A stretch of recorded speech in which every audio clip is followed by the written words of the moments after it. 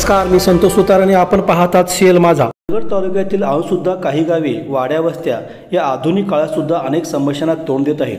शासकीय योजनांची पूर्ण माहिती आज सुद्धा गावातील लोकांच्यापर्यंत पोहोचत नाही। ही समस्या ओळखूनच दाठे येथील सध्या मंत्रालय कक्ष अधिकारी म्हणून कार्यरत असणारे घनश्याम पाऊसकर यांनी गावातील सुशिक्षित तरुणांना एकत्र करून रयत सेवा फाउंडेशनच्या माध्यमातून लक्ष्मीनारायण ई ग्रामसेवेचे उद्घाटन मंत्रालय अधिकारी प्रसाद जाधव यांच्या हस्ते करण्यात आले।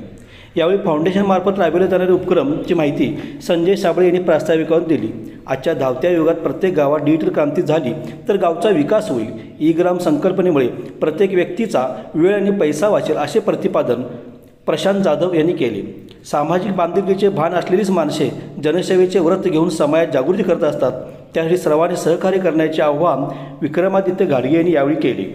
शासनाच्या प्रत्येक योजना डिजिटल माध्यमातून लोकांच्यापर्यंत घरपोच देण्यासाठी ई ग्राम हा उपक्रम खूप फायद्याचा असून त्याचा लाभ प्रत्येकाने घ्यावे असे विनायक पाऊसकर यांनी सांगितले।